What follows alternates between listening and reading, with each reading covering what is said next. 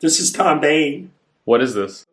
This is Wine, Money, and Song. And if you're interested in wine and you want to learn about the best values in wine, please subscribe. So, formerly, we listed the first growth California Cabernets. It was kind of a very ambitious thought that I had, that I laid out what I considered to be the 5 first growths of California. And today, what I'm going to do is I'm going to try out to lay out the California super second growths, like they have in Bordeaux. In Bordeaux, Lascaux is a second growth, but they produce wines many times that are equal to the first growths. So on and so forth. So I think a lot of people thought I probably left out certain wines, and hopefully some of these wines are going to be on your list. But these are some of the more famous California wines throughout California's history. So hopefully you will enjoy it. So let's go over the criteria which I will use in just choosing these super second California cabs. First, they have to be pioneers in the California wine business. And secondly, and probably the most important, is they have to have a long record of producing excellent to great wines over a period of decades. And their winery, they've had to build up their own winery, not buy someone else's winery and take it over. So let's just make sure you understand that those are the criteria. The first wine is Dunn Vineyard, which Randy Dunn decided, and this is a bottle of Dunn Napa Valley. And Randy Dunn was a winemaker for quite a few California wineries in the beginning. He worked at Camus for Charlie Wagner, and Camus was one of the first great wineries in California in the early 70s, produced some great wines, up until 1978, I guess. So he worked there, and he was a consultant also. But he bought 14 acres on Howell Mountain in Napa Valley. And while he was working at the other wineries, and he was a consultant also, besides being a winemaker, he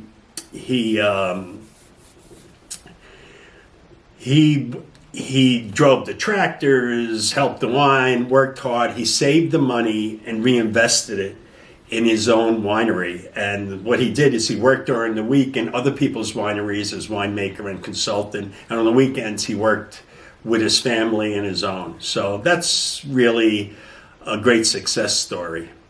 And as I said, he's wound up with 42 acres now from the original 14 acres. And his whole family works at the winery. I think he has 2 daughters, a son, and everyone who works there has Dunn as the last name. And that's rare nowadays. That's very rare. The vineyards are up about 1,400 feet on the side of Howell Mountain. There's 2 wines. There's Howell Mountain wine, which is the first wine, which is the most famous one. And there's the Napa Valley wine, which is, he buys some of the grapes from the Napa Valley floor, bottles it, and mixes it with some of the Howell Mountain. But the Howell Mountain by itself is the most tannic, richest, and biggest wines that is made in California. It's really burly, tannic, but has a sense of style and ages very well, really rich and tannic.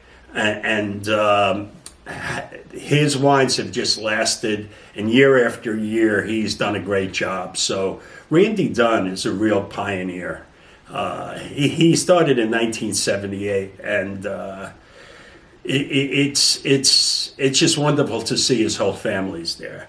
The second one is Chapelet, which is in the Pritchard Hill region of Napa, and Don Chapelet bought the vineyard in 1968 and produced his first wine in 1969. The Cabernet, they only made 400 cases. And it was considered to be one of the greatest California wines at the time. But they only made 400 cases.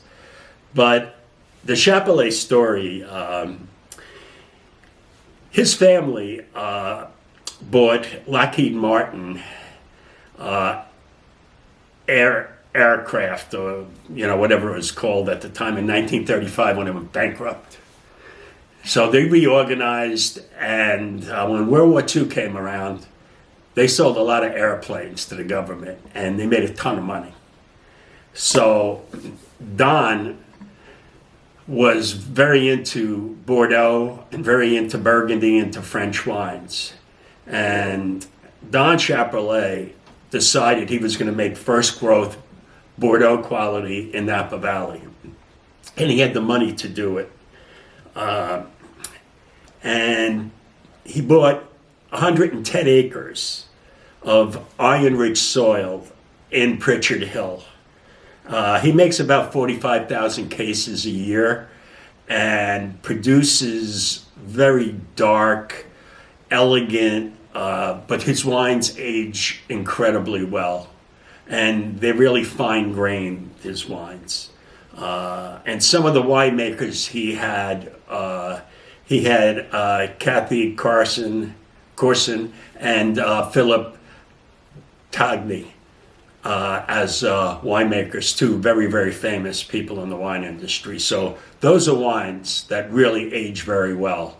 And he has very, very special vineyards where he is on Pritchard Hill. So next is Philip Tagny, and he worked at Mayacamas. He worked at Chalon. He was the original maker at Chalon. He worked for Inglenook at a time, and he worked at Chapelet for a while. He studied with Émile Peynaud, famous oenologist from Bordeaux and one of the deans of consultants of Bordeaux. Very, very famous. And he also worked in Margaux for Chateau Lacombe also. So he bought, in 1975, he bought 10 acres. And it was in a Spring Mountain area of Napa, mountain vineyards. And there was a lot of clay and volcanic soil there. So he would make wines.